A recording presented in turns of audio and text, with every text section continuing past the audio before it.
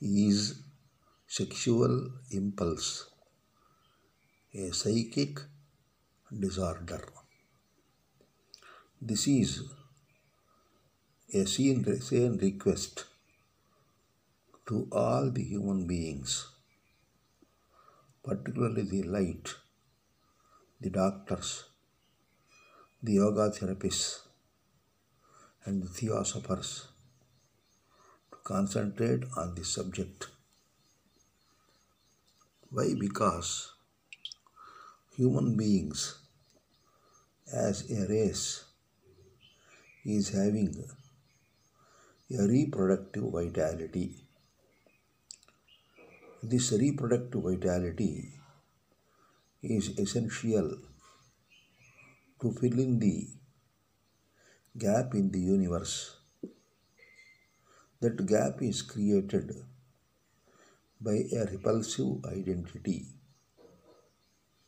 As such, the human race has to develop on its own. As this is the way with all the races, and they are having a time conditioned identity for the mating season, and that is why there is a natural control on the sexual impulses or gender attractions and the multiplication of the race. On the other hand, in the case of the human beings, there is no time identity for that. That is why it has become a question in the elite, in the religious preachers, in the yoga practitioners, and in the common man, and also even the medical doctors, to think of multiply about this so-called gender attraction or sexual impulse. This is an analysis on this subject, which is a natural dimension. The mutation of a race is a divine identity. It is a cosmocentric force. When it is cosmocentric force, it is a natural attribute given to the human race for the development of the race. As long as it is cosmocentric, it is acceptable. There is no taboo for that. It is more essential. And that is why the Dharma Shastras or the religious canons have come to a level of understanding the householder's life as the pious life. When the sexual impulse or gender interaction is considered to be only for the development of the growth of the race, it is pious, religious, theological, dharmic, and healthy. It is cosmocentric by itself. The famous poets like Kalidasa has mentioned in Raghuvamsha that Prajayai Gruhamedinam, the householdership is only to hold the reproductive activity of the race. Secondly, there is one more dimension. It is psychocentric. When this particular gender attraction or sexual impulse turns psychocentric, it will be totally controlled by the three gunas. The three gunas are cosmocentric forces called Sattva Guna, psychocentric forces called Rajoguna, and biocentric forces called tamoguna. When the attributes are totally identified, the level of the sexual impulse or sexuality will be changed from the piousness to romance. That is why it is termed as a romantic theme in the life, the wetness of the life, the healthy and happy dimension of the life. And it has attracted so many artists, the poets, the philosophers, the painters. All these people have concentrated.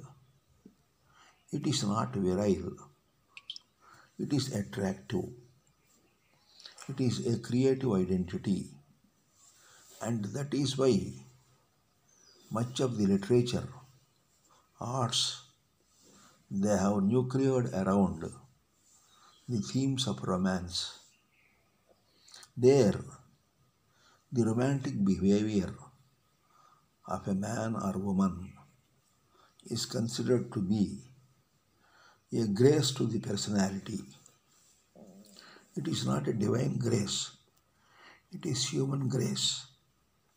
The general word Vrishabha, Shrestha, which are used in Sanskrit, they indicate like the bull or like the lion, he will be mating with many animals, and it indicates the heroic qualities, and there the level of the sexuality has turned into a concept of luxurious comfort, and that is why most of the medieval period is dominated by a way of sexual imperialism which has made the nobility and the aristocracy to have the concubines, and that rich culture has entered even the temples in India under the name of the Rangabhoga. The Devadasi cult has entered. The women and men were described in different dimensions which are attractive, refractory, and at the same time they will be inspiring a creativity. The entire endocrinal system is totally refreshed through this particular lustrous dimension of the creativity of sexual impulse, which is generally classified as romantic. When it is biocentric, it becomes a biological dimension. It attains the level of an animosity. It is like an animal. In this level, the man and the woman have their relationships not controlled by the cosmic forces, not controlled by the psychic forces, but they are totally controlled by the biological forces. The body, the beauty, the luster, the symmetry, the sexual drive, and the sexual impulses play a vital role. The social relationships, the morality, and the theosophy are all totally forgotten, and it is a dimension of sexual virility, and it is a violent sex leading to different practices like polygamy, polyandry, prostitution, and so many other aspects. In this case, we have to understand this sexual dimension as tamo guna. It is biocentric. The question here is how we have to understand the 20th century and the 21st century has seen obviously the multiplication of the porn literature and the porn videos, and most of the youth are very much influenced. The scholars like Vedadri Maharshi, Osho, who are yogis, they have tried to understand the sexuality and spiritualism alike. The lower level of spiritualism is sexuality. The higher level of sexuality is spiritualism.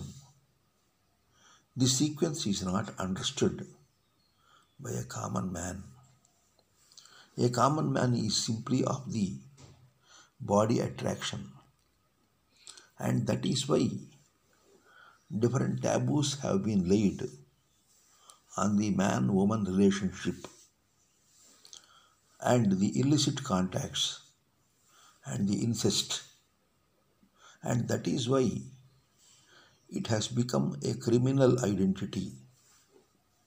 A divine law has turned into a moral law and has become a criminal law. As long as the relationship between the man and the woman is only for the extension of the race and the reproduction of the race and the creation of the race, it is divine. When it is for comfort and luxury, it is a moral identity. It is somewhat more humane. But when it is considered to be like simply an exposure or misusing the body for some other purposes under the name of the sexual attraction, it is criminal and it is totally biocentric.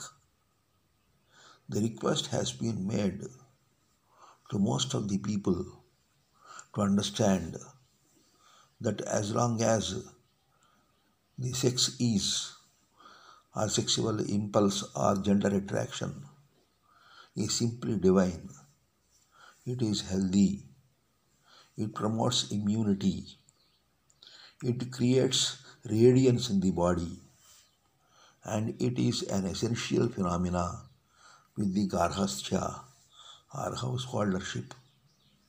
But when it is particularly changing to other dimensions, then we have to think of the other aspects. It becomes very much unhygienic, ill-healthy, and reducing the immunity and promoting the death also.